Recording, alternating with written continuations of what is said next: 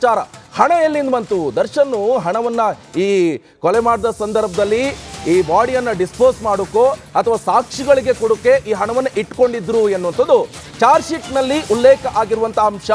ಅದನ್ನು ಯಾವ ರೀತಿಯಾಗಿ ಡಿಫೆನ್ಸ್ ಮಾಡ್ತಾ ಇದ್ದಾರೆ ಅಂತ ಹೇಳಿದ್ರೆ, ಈ ಹಣ ಸಾಕ್ಷಿಗಳಿಗೆ ಕೊಡೋಕಲ್ಲ, ಇದು ಬೇರೆ ವ್ಯವಹಾರಕ್ಕೆ ತೆಗೆದುಕೊಂಡಿರುವಂತಹ ಹಣ. ಅದು ಫೆಬ್ರವರಿಯಲ್ಲಿ ಸಾಲವನ್ನ ಪಡೆದಿದ್ರು, ಮೇನಲ್ಲಿ ಆ ಹಣವನ್ನು ವಾಪಸ್ ಕೊಟ್ರು. ಮೋಹನ್ ರಾಜ್ ಹಣಕ್ಕೂ ಈ ರೇಣುಕಾಸ್ವಾಮಿ ಹತ್ಯೆ ಕ್ರೈಮ್ಗೂ ಯಾವುದೇ ರೀತಿಯಾದಂತ ಸಂಬಂಧ ಇಲ್ಲ. ವ್ಯಾವಹಾರಿಕ ಹಣ.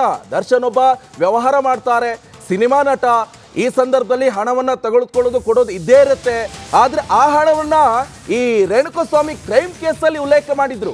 ಆ ಹಣಕ್ಕೂ ಈ ಹಣಕ್ಕೂ ಯಾವುದೇ ರೀತಿ ಸಂಬಂಧ ಇಲ್ಲ ಅಂತ ಈಗ ವಾದವನ್ನ ಮಾಡ್ತಾ ಇದ್ದಾರೆ ಸಿ ವಿ ನಾಗೇಶ್ ಅವರು. ಸಾಕಷ್ಟು ಲೂಪ್ ಹೋಲ್ಗಳನ್ನ ಎತ್ತಿ ಎತ್ತಿ ತೋರಿಸ್ತಾ ಇದ್ದಾರೆ. ಚಾರ್ಜ್ ಶೀಟ್ ನಲ್ಲಿ ಏನೆಲ್ಲ ಅಂಶನ ಉಲ್ಲೇಖ ಮಾಡಿದ್ದಾರೆ ಆ ಅಂಶಗಳೆಲ್ಲವೂ ಕೂಡ ಸುಳ್ಳು ಸುಳ್ಳು ಸುಳ್ಳು ಅಂತ ಈಗ ಸಿ ವಿ ನಾಗೇಶ್ ಅವರ ವಾದ ಆಗಿರುವಂತದ್ದು. ಫೆಬ್ರವರಿಯಲ್ಲಿ ಸಾಲ ಪಡೆದಿದ್ರು, ಮೇನಲ್ಲಿ ಅದು ಕೊಟ್ಬಿಟ್ರು. ಅದು ಹೇಗ್ರಿ ಆಗುತ್ತೆ ರೇಣುಕಾಸ್ವಾಮಿ ಕ್ರೈಮ್ ಕೇಸ್ ನಲ್ಲಿ ಅಂತ ಹೇಳ್ಕೊಂಡು ಈಗ ಸಿ ವಿ ನಾಗೇಶ್ ಅವರ ವಾದ ಆಗಿರುವಂತದ್ದು. ಇವೆಲ್ಲವನ್ನು ಕೂಡ ನ್ಯಾಯಾಧೀಶರು ಆಲಿಸ್ತಾ ಇದ್ದಾರೆ. ಸಾಕಷ್ಟು ವಿಚಾರಗಳನ್ನ ಸಾಕಷ್ಟು ಸಂಗತಿಗಳನ್ನ ಈಗ ಎತ್ತಿ ಇಡುವಂತ ಕೆಲಸವನ್ನ ಸಿ ವಿ ನಾಗೇಶ್ ಅವರು ಮಾಡ್ತಾ ಇದ್ರೆ, ಇವೆಲ್ಲವೂ ಕೂಡ ಇಷ್ಟೇ, ತಮ್ಮ ಕಕ್ಷಿದಾರರಿಗೆ ಬೇಲನ್ನ ಕೊಡಬೇಕಾಗತ್ತೆ ಎನ್ನುವಂಥದ್ದು ಇಲ್ಲಿ ಬಹಳ ಇಂಪಾರ್ಟೆಂಟ್ ಆಗಿರುವಂತಹ ಸಂಗತಿಗಳು. ಸಾಕಷ್ಟು ವಿಚಾರಗಳನ್ನ ನಿನ್ನೆ ಅಷ್ಟೇ ನಾವು ನೋಡಿದ್ವಿ. ಶೂ ಅಲ್ಲಿ ರಕ್ತದ ಕಲೆ ಹೇಗೆ ಬಂತು, ಚಪ್ಪಲಿ ಅಂತ ಹೇಳ್ತಾ ಇದ್ರು, ಶೂ ವಾಶ್ ಮಾಡಿದ್ರು ಹೇಗೆ ರಕ್ತದ ಕಲೆ ಬಂತು ಅಂತ ಸಿ ವಿ ನಾಗೇಶ್ ಅವರು ಕೇಳ್ತಾ ಇದ್ರು. ಈ ಹಿಂದೆ ಕೂಡ ಸಾಕಷ್ಟು ಸದ್ದು ಮಾಡಿರುವಂಥದ್ದು ಈ ಲೂಮಿನಲ್ ಟೆಸ್ಟ್ ಎನ್ನುವಂಥದ್ದು. ಲೂಮಿನಲ್ ಟೆಸ್ಟ್ ಯಾಕೆ ಮಾಡ್ತಾರೆ ಅಂತ ಹೇಳಿದ್ರೆ, ಈ ಹಿಟ್ ಅಂಡ್ ರನ್ ಕೇಸ್ಗಳಲ್ಲಿ ಯಾವುದೋ ರಾತ್ರಿ ಗಾಡಿ ಹೊಡ್ಕೊಂಡು ಹೋದ್ರೆ ಬೆಳಗತ್ತು ಹೋಗ್ಕೊಂಡು ಗಾಡಿ ವಾಶ್ ಮಾಡಿರ್ತಾನೆ ಸರ್ವಿಸ್ ಸ್ಟೇಷನ್ ಅಲ್ಲಿ, ಆ ಸಂದರ್ಭದಲ್ಲಿ ರಕ್ತದ ಕಲೆ ಇರೋಲ್ಲ. ಆ ಕಾರಣಕ್ಕಾಗಿ ಲೂಮಿನಲ್ ಟೆಸ್ಟ್ ಅನ್ನ ಮಾಡುವಂಥದ್ದು ಮುನ್ನೆಲೆಗೆ ಬಂದಿರುವಂಥದ್ದು. ಅದನ್ನು ಕೂಡ ತನಿಖಾಧಿಕಾರಿಗಳು ಈ ಎಲ್ಲ ಅಂಶಗಳನ್ನು ಉಲ್ಲೇಖ ಮಾಡಿದ್ರು. ಏನ್ ಲೂಮಿನಲ್ ಟೆಸ್ಟ್ ಅಂದ್ರೆ ಏನು ಅಂತ. ಆದ್ರೆ ಸಿ ವಿ ನಾಗೇಶ್ ಅವರ ವಾದ, ಅವರು ಶೂ ಅಂತ ಚಪ್ಪಲಿ ಅಂತ ಹೇಳಿದ್ರು, ಶೂ ಬಳಸಿದ್ರು. ಸೊ ನೀವು ಶೂನ್ ತಗೊಂಡು ಹೋಗಿದ್ರಿ, ಶೂ ಅಲ್ಲಿ ರಕ್ತದ ಕಲೆ ಇರೋಕೆ ಹೇಗೆ ಸಾಧ್ಯ, ಸೋಪ್ ಹಾಕಿ ವಾಶ್ ಮಾಡಿದ್ರು, ಎಲ್ಲವನ್ನು ಕೂಡ ನಿನ್ನೆ ವಾದ ಮಾಡ್ತಾ ಇದ್ರೆ, ಇವತ್ತು ಒಂದಿಷ್ಟು ಅಪ್ಡೇಟ್ಸ್ಗಳು ಸಿಗ್ತಾ ಇರುವಂತದ್ದು.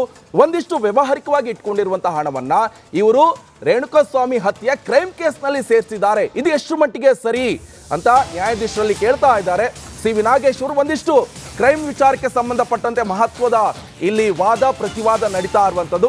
ವ್ಯಾವಹಾರಿಕವಾಗಿ ಹಣವನ್ನ ಇಟ್ಕೊಂಡಿದ್ರು.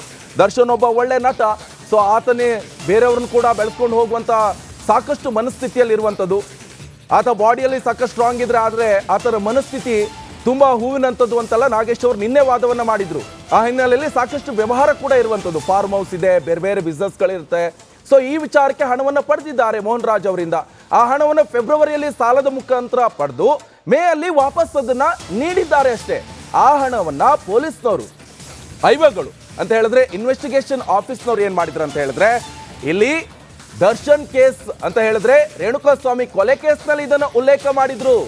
ಇದು ಯಾವ ರೀತಿ ಸರಿ ಅಂತ ಇಲ್ಲಿ ಸಿ ವಿ ನಾಗೇಶ್ ಅವರ ವಾದವಾಗಿರುವಂತದ್ದು. ಸಿ ವಿ ನಾಗೇಶ್ ಗೊತ್ತಿರುವಂತ ವಿಚಾರ, ಸಾಕಷ್ಟು ಕೇಸ್ಗಳಲ್ಲೂ ಕೂಡ ಜಯವನ್ನ ಗಳಿಸಿರುವಂಥದ್ದು. ಇಲ್ಲೊಂದಿಷ್ಟು ದರ್ಶನ್ ಅವರಿಗೂ ಕೂಡ ಸಾಕಷ್ಟು ಮನಸ್ಸಿಗೆ ಏನೋ ಒಂಥರ ಸಂತೋಷ ತರ್ತಾ ಇರುವಂಥದ್ದು. ಎಲ್ಲ ಒಂದ್ ಕಡೆ ತನಗೆ ಬೇಲ್ ಸಿಗುತ್ತೆ ಯಾಕಂತ ಹೇಳಿದ್ರೆ, ಈ ವಾದವನ್ನ ನೋಡ್ತಾ ಇರುವಂತ ಸಂದರ್ಭದಲ್ಲಿ ಒಂದಿಷ್ಟು ಅಪ್ಡೇಟ್ಸ್ಗಳನ್ನ ಗಮನಿಸ್ತಾ ಇರುವಂತ ಸಂದರ್ಭದಲ್ಲಿ ಒಂದಿಷ್ಟು ಚಾರ್ಜ್ ಶೀಟ್ ನಲ್ಲಿ ಉಲ್ಲೇಖ ಆಗಿರುವಂತ ತಪ್ಪು ಅಂಶಗಳನ್ನ ಎತ್ತಿ ಹಿಡಿತಾ ಇರುವಂತ ಸಂದರ್ಭದಲ್ಲಿ ತನಗೂ ಕೂಡ ಜಾಮೀನು ಸಿಗಬಹುದು ಎನ್ನುವಂತ ಕಾತುರದಿಂದ ಕಾಯ್ತಾ ಇದ್ದಾರೆ. ಚಾತಕ ಪಕ್ಷಿ ಅಂತ ಈಗ ದರ್ಶನ್ ಅವರು ಕಾಯ್ತಾ ಇರುವಂತ, ತನಗೂ ಕೂಡ ಜಾಮೀನು ಸಿಗುತ್ತೆ ಅನ್ನುವಂತ ನಿರೀಕ್ಷೆ ಕೂಡ ಇದೆ. ಯಾಕಂತ ಹೇಳಿದ್ರೆ, ಯಾವ ಮಟ್ಟಿಗೆ ವಾದವನ್ನ ಮಾಡ್ತಾ ಇದ್ದಾರೆ ಅಂತ ಹೇಳಿದ್ರೆ, ಈ ಚಾರ್ಜ್ ಶೀಟೇ ಸರಿ ಇಲ್ಲ ಎನ್ನೋ ಮಟ್ಟಿಗೆ ಸಿ ವಿ ನಾಗೇಶ್ ಅವರು ವಾದವನ್ನ ಮಾಡ್ತಾ ಇದ್ದಾರೆ. ಸುಮ್ಮನೆ ಯಾವ್ಯಾವುದೋ ವಿಚಾರವನ್ನ ಇಲ್ಲಿ ಉಲ್ಲೇಖ ಮಾಡಿದ್ದಾರೆ. ಹಣದ ವಿಚಾರ ಬಂದಾಗ ಅದು ಬೇರೆ ಯಾರಿಗೂ ಕೊಟ್ಟಿರುವಂತಹ ಹಣ, ಸಾಕ್ಷಿಗಳಿಗೆ ಕೊಟ್ಟಿರುವಂತಹ ಹಣ ಅಲ್ಲ, ಸಾಕ್ಷಿಗಳಿಗೆ ಕೊಡುವಂತ ನಿಟ್ಟಿನಲ್ಲಿ ಮನೆಯಲ್ಲಿ ಇಟ್ಟಿರುವಂತಹ ಹಣ ಅಲ್ಲ. ಯಾವ್ಯಾವುದೋ ವಸ್ತುಗಳನ್ನ ತೆಗೆದುಕೊಂಡು ಬಂದಿದ್ದಾರೆ, ಯಾವ್ಯಾವುದೋ ಮಣ್ಣನ್ನ ಟೆಸ್ಟ್ ಮಾಡಿದ್ದಾರೆ, ಇದು ಸರಿಯಲ್ಲ. ಯಾವುದೋ ನೈಲನ್ ಹಗ್ಗ, ಯಾವುದೋ ಮರದ ರೆಂಬೆ, ಇದು ಎಷ್ಟು ಮಟ್ಟಿಗೆ ಸರಿ ಸ್ವಾಮಿ ಅಂತ ನ್ಯಾಯಾಧೀಶರ ಗಮನಕ್ಕೆ ತರುವಂತ ಕೆಲಸವನ್ನ ಹಿರಿಯ ವಕೀಲ ದರ್ಶನ್ ಪರ ವಾದ ಮಾಡ್ತಾ ಇರುವಂತದ್ದು ಸಿ ವಿ ನಾಗೇಶ್ ಅವರು. ಹಾಗಾದ್ರೆ ದರ್ಶನ್ ಅವರಿಗೆ ಒಂದು ಭರವಸೆ ಬರ್ತಾ ಇದೆ, ತನಗೆ ಜಾಮೀನು ಸಿಗಬಹುದು ಎನ್ನುವಂತ ನಿರೀಕ್ಷೆ ಕೂಡ ಈಗ ಹೆಚ್ಚಾಗ್ತಾ ಇದೆ ದರ್ಶನ್ ಅವರಲ್ಲಿ ಎನ್ನುವಂಥದ್ದು ಕೂಡ ಗೊತ್ತಾಗ್ತಾ ಇರುವಂತ ವಿಚಾರ. ಇನ್ನೊಂದು ಅಪ್ಡೇಟ್ ಲಭ್ಯವಾಗ್ತಾ ಇದೆ. ಕೊಲೆ ಬಗ್ಗೆ ಮೊದಲೇ ದರ್ಶನ್ ಯೋಚನೆ ಮಾಡಿದ್ರಾ? ಇದು ಕೂಡ ಪ್ರಶ್ನೆ ಮಾಡಲಾಗ್ತಾ ಇದೆ. ಕೊಲೆ ಆಗುತ್ತೆ, ಆಮೇಲೆ ಚಾರ್ಜ್ ಶೀಟ್ ಮಾಡ್ತಾರೆ ನೋಡಿ. ಆ ಬಳಿಕ ಸಾಕ್ಷಿಗಳಿಗೆ ಹಣ ಕೊಡಬೇಕು ಅಂತ ಯೋಚನೆ ಮಾಡಿದ್ರಾ? ಪೊಲೀಸರು ಕತೆ ಕಟ್ತಾ ಇದ್ದಾರೆ ಅಂತ ವಕೀಲರು ಹೇಳ್ತಾ ಇರುವಂತದ್ದು. ಕೊಲೆ ಬಗ್ಗೆ ಏನಾದರೂ ದರ್ಶನ್ ಅವರು ಮುಂಚೆನೆ ಯೋಚನೆ ಮಾಡಿದ್ರ?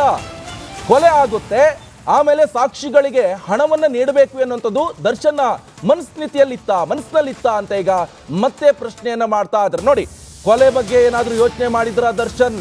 ಅಂದ್ರೆ ರೇಣುಕಾಸ್ವಾಮಿನ ಚಿತ್ರದುರ್ಗದಿಂದ ಕರ್ಕೊಂಡು ಬಂದು ಆತನನ್ನ ಕೊಲೆನೇ ಮಾಡಬೇಕು ಎನ್ನುವಂತ ಮನಸ್ಸಿನಲ್ಲಿ ಇಟ್ಕೊಂಡಿದ್ರ?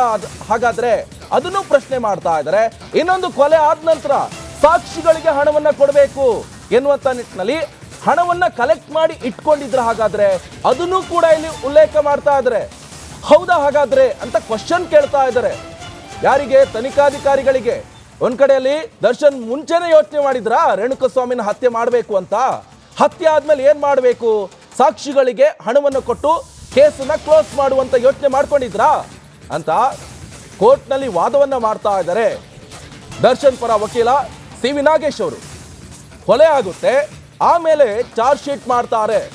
ಕೊಲೆ ಆದ್ಮೇಲೆ ತಾನೇ ಚಾರ್ಜ್ ಶೀಟ್ ಮಾಡೋದು. ಪೊಲೀಸರು ಕತೆ ಕಟ್ತಾ ಇದ್ದಾರೆ.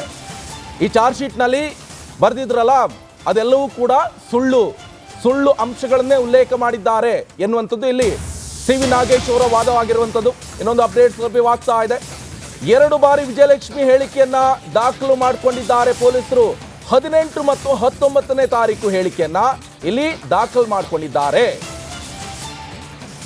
2 ಬಾರಿ 18 ಮತ್ತೆ 19ನೇ ತಾರೀಕು ಕೂಡ ಇಲ್ಲಿ ಹೇಳಿಕೆಯನ್ನ ದಾಖಲು ಮಾಡಿಕೊಂಡಿದ್ದಾರೆ. ಹಾಗಾದ್ರೆ ಯಾವ ಕಾರಣಕ್ಕೆ ಈ ಹೇಳಿಕೆಯನ್ನ ದಾಖಲು ಮಾಡಿಕೊಂಡಿದ್ದಾರೆ? ಈ ಹೇಳಿಕೆಯಲ್ಲಿ ಇರುವಂತಹ ಅಂಶಗಳಾದ್ರೂ ಏನು, ಅಥವಾ ಈ ಹೇಳಿಕೆ ಯಾಕೆ ಇಲ್ಲಿ ಇಂಪಾರ್ಟೆಂಟ್ ಪಡಿತಾ ಇದೆ, ಇವನ್ನು ಕೂಡ ಇಲ್ಲಿ ಉಲ್ಲೇಖ ಮಾಡ್ತಾ ಇದ್ದಾರೆ ಸಿ.ವಿ. ನಾಗೇಶ್ ಅವರು. ದರ್ಶನ್ ಅವರ ಪತ್ನಿ ವಿಜಯಲಕ್ಷ್ಮಿ ಅವ್ರನ್ನ ಪೊಲೀಸರು ಇನ್ವೆಸ್ಟಿಗೇಷನ್ ಮಾಡಿದ್ದಾರೆ. ಅದು ಕೂಡ 2 ಬಾರಿ ಹೇಳಿಕೆಗಳನ್ನ ದಾಖಲು ಮಾಡಿಕೊಂಡಿದ್ದಾರೆ. ಒಂದು 18ನೇ ತಾರೀಕು, ಮತ್ತೊಂದು 19ನೇ ತಾರೀಕು. 2 ಹೇಳಿಕೆಗಳನ್ನ ವ್ಯತಿರಿಕ್ತವಾಗಿ ಸ್ಪಷ್ಟಪಡಿಸಲಾಗಿದೆ. ನೋಡಿ, ಇದು ಕೂಡ ಬಹಳ ಇಂಪಾರ್ಟೆಂಟ್ ಆಗಿ ಇಲ್ಲಿ ಲೂಪ್ ಹೋಲ್ ಅಲ್ಲಿ ಎದ್ದು ಕಾಣ್ತಾ ಇರುವಂತದ್ದು ಅಂತ ಸಿ.ವಿ. ನಾಗೇಶ್ ಹೇಳ್ತಾ ಇದ್ದಾರೆ. 2 ಹೇಳಿಕೆಗಳು ವ್ಯತಿರಿಕ್ತವಾಗಿ ಸೃಷ್ಟಿಸಲಾಗಿದೆ ಅಂತ ಹೇಳ್ತಾ ಇದ್ದಾರೆ. ಒಂದಕ್ಕೊಂದು ಸಾಮ್ಯತೆನೇ ಇಲ್ಲ. ಸೊ ಒಂದು ಹೇಳಿಕೆ ಏನೋ ಕೊಟ್ಟಿದ್ರು, ಇನ್ನೊಂದು ಹೇಳಿಕೆ ಮತ್ತೊಂದು ಕೊಟ್ಟಿದ್ರು, ಎರಡನ್ನೂ ಒಟ್ಟು ಮಾಡಿದ್ದಾರೆ ಇವರು. ಒಂದಕ್ಕೊಂದು ಸಾಮ್ಯತೆನೇ ಇಲ್ಲ. ಸೊ 2 ಹೇಳಿಕೆ ಯಾಕೆ ಬೇಕಿತ್ತು? 18, 19. ಸೊ ಇದು ಕೂಡ ಇಲ್ಲಿ ಉಲ್ಲೇಖ ಮಾಡಿದ್ದಾರೆ ಸಿ.ವಿ. ನಾಗೇಶ್ ಅವರು. ಕಾದು ನೋಡಬೇಕಾಗತ್ತೆ. ಒಂದಿಷ್ಟು ವಿಚಾರಗಳನ್ನ ನ್ಯಾಯಾಧೀಶರ ಗಮನಕ್ಕೆ ತರುವಂತ ಕೆಲಸವನ್ನ ಸಿ.ವಿ. ನಾಗೇಶ್ ಅವರು ಮಾಡ್ತಾ ಇರುವಂಥದ್ದು. ಗಂಭೀರವಾಗಿ ಈ ಒಂದು ಪ್ರತಿವಾದ ನಡೀತಾ ಇರುವಂಥದ್ದು. ಪೊಲೀಸ್ ಅವರು ಯಾವ ರೀತಿಯಾಗಿ ಇನ್ವೆಸ್ಟಿಗೇಷನ್ ಮಾಡಿದ್ದಾರೆ